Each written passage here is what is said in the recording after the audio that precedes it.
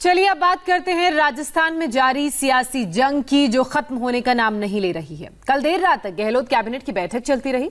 इस बैठक में 2.25 घंटे तक चली कैबिनेट की जो बैठक थी, इसमें विधानसभा सत्र बुलाने के प्रस्ताव को मंजूरी दी गई। इस प्रस्ताव को फिर से राज्यपाल के पास भेजा जाएगा। कैबिनेट की बैठक में राज्यपाल के पूछे गए 6 बिंदुओं के जवाब पर भी चर्चा हुई। दरअसल राजस्थान की लड़ाई कोर्ट में है, जो लंबे वक्त से खिंच रही है और लंबा खिंचती भी जा रही है। ऐसे में सीएम अशोक गहलोत अब विधानसभा के अंदर अपना बहुमत साबित कर अपनी बढ़त बनाना चाहते हैं, ताकि सचिन पायलट के साथ साथ विपक्षी बीजेपी को भी पटखनी दी जाए। इसलिए उनकी कोशिश है कि जल्द से जल्द सत्र बुलाया जाए, लेकिन राज्यपाल कलराज मिश्र इससे इनकार कर रहे हैं। राज्यपाल पर दबाव बनाने के लिए कल अशोक गहलोत अपने समर्थक विधायकों के साथ राजभवन पहुंचे और धरना दिया। ये धरना करीब 4 घंटे तक चला, जिसमें विधायकों ने नारेबाजी की। करीब 4 घंटे तक राजभवन में ये सियासी ड्रामा यूं ही चलता चला गया, जिससे राज्यपाल बेहद नाराज नजर आए। राज्यपाल ने एक बयान जारी किया और पूछा कि अगर मुख्यमंत्री और राज्य का गृह मंत्रालय राज्यपाल की सुरक्षा की गारंटी नहीं ले सकता, तो फिर राज्य में कानून व्यवस्था का क्या होगा। बहरहाल राजस्थान में आज भी सियासी हलचल तेज रहेगी। आज कांग्रेस ने राज्य के जिला मुख्यालयों पर धरना देने का ऐलान किया है।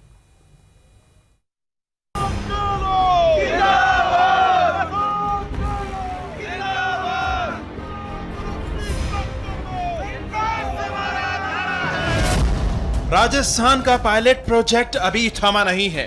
राजस्थान का सियासी संकट हर रोज नया रूप ले रहा है।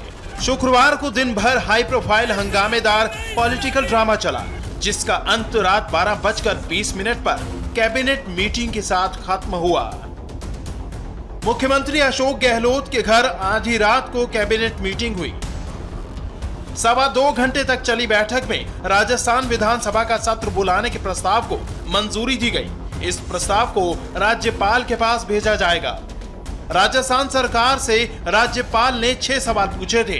इन सवालों पर भी कैबिनेट में चर्चा हुई। राज्यपाल की तरफ से पूछे गए 5 सवालों के बाद 9:30 बजे गहलोत सरकार ने कैबिनेट की बैठक बुलाई। हालांकि आधे घंटे बाद ये बैठक शुरू हुई और इस बैठक में एक प्रस्ताव पास किया। अब ये प्रस्ताव पूरी तरीके से राजभवन भेजा जाएगा, जहां पर फिर से ये कोशिश की जाएगी कि विधानसभा सत्र शुरू किया जाए। लेकिन लगभग 2.5 घंटे तक के ये बैठक चली। 12:20 तक के कैबिनेट की बैठक खत्म हुई। उसमें रघु शर्मा, कैबिनेट मिनिस्टर प्रताप सिंह खचरियावास, हरीश चौधरी, साले मोहम्मद, शांति धारीवाल, सुभाष गर्ग, ये तमाम मंत्री मौजूद हैं और उस पर चर्चा की। और उसके बाद मुख्यमंत्री आवास से जैसे ही कैबिनेट की बैठक खत्म हुई, यहाँ से फेयरमाउंट होटल के लिए रवाना हो गए। कोई भी बयान मीडिया को नहीं दिया। प्रस्ताव को तो मंजूर कर लिया गया है, लेकिन इस प्रस्ताव के बाद किस तरीके की तैयारी की है और राजभवन से जारी हुए जो 5 क्वेरी की गई थी, उस पर क्या जवाब देंगे, ये फिलहाल वक्त ही बताएगा।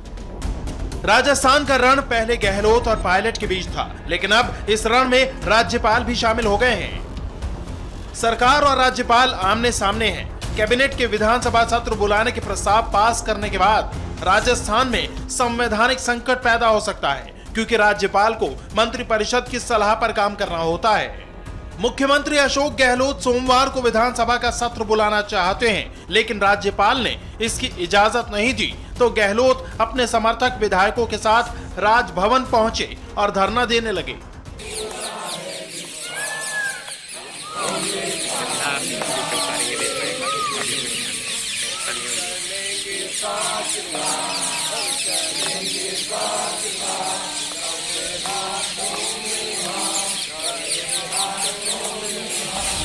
कांग्रेस की करीब 100 विधायक धरने पर बैठे नारेबाजी कर रहे थे, तराने गा रहे थे, राज्यपाल से मांग कर रहे थे कि जल्द से जल्द विधानसभा सत्र बुलाया जाए।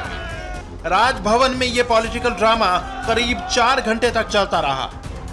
में विधायकों की परेड होती रही है और आगे भी ऐसा शक्ति प्रदर्शन के लिए होता दिखाई देगा, लेकिन राजभवन के लॉन में विधायकों की नारेबाजी राजस्थान की सियासत में ऐसा पहली बार होता दिखाई दे रहा है।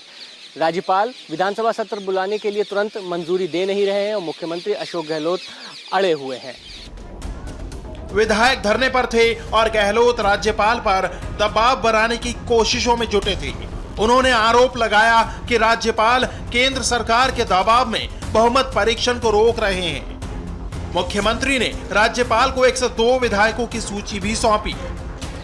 मुझे कहते संकोच नहीं है कि बिना ऊपर के दबाव के वो इस फैसले को रोक नहीं सकते थे, क्योंकि कैबिनेट का फैसला में बाउंड होते हैं राज्यपाल महोदय कि हमें किसी भी रूप में उसको मानना है और असेंबली सेशन बुलाना है। और मुझे यकीन है कि माननीय राज्यपाल महोदय कलराज मिश्र जी, जिनका अपना एक व्यक्तित्व रहा है, वो दबाव में नहीं आएंगे। गहलोत के अटैक पर राज्यपाल कलराज मिश्रा ने एक स्टेटमेंट जारी कर पलटवार किया। राजभवन की तरफ से जारी स्टेटमेंट में कहा गया कि संवैधानिक मर्यादा से ऊपर कोई नहीं होता है, किसी भी प्रकार की दबाव की राजनीति नहीं होनी चाहिए। गहलोत सरकार की विधानसभा सत्र बुलाने की मांग पर कानूनी जानकारों से राय ली गई थी। इसी आधार पर राज्यपाल ने फैसला किया। कलराज मिश्र राजभवन के घेराव से भी गुस्से में नजर आए।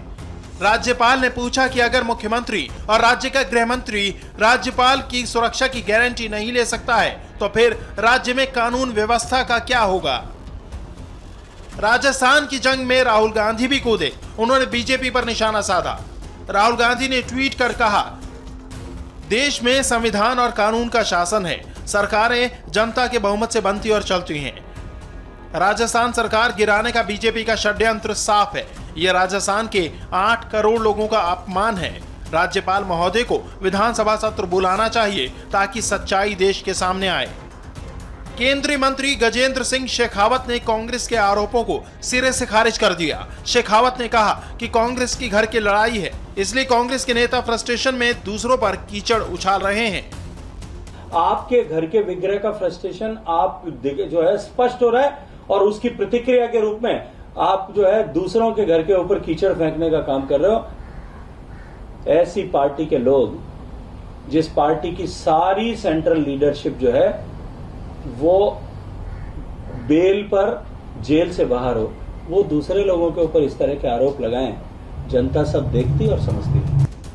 राजस्थान में विधानसभा सत्र को लेकर गहलोत सरकार और राजभवन के बीच तल्खी की दीवार ऊंची होती जा रही है। कल कांग्रेस ने राजभवन में धरना दिया तो आज राजस्थान के जिला मुख्यालयों पर धरना देने का प्लान है।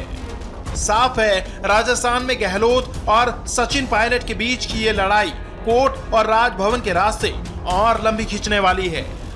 Manish Bhattacharya, India TV, Jaipur. 5 अगस्त को प्रधानमंत्री नरेंद्र मोदी का अयोध्या जाने का कार्यक्रम फाइनल हो गया है और उससे पहले आज तैयारियों का जायजा लेने सीएम योगी आदित्यनाथ अयोध्या पहुंच रहे हैं। अयोध्या में भूमि पूजन का कार्यक्रम कोरोना संकट को ध्यान में रखते हुए होगा, यानी इसमें बहुत ज्यादा भीड़ नहीं होगी। बेहद सीमित संख्या में लोग शामिल होंगे, जिससे कि सोशल डिस्टेंसिंग का पालन किया जा सके। सरयू नदी किनारे होने वाली महाआरती पर भी सोशल डिस्टेंसिंग का पालन किया जाए।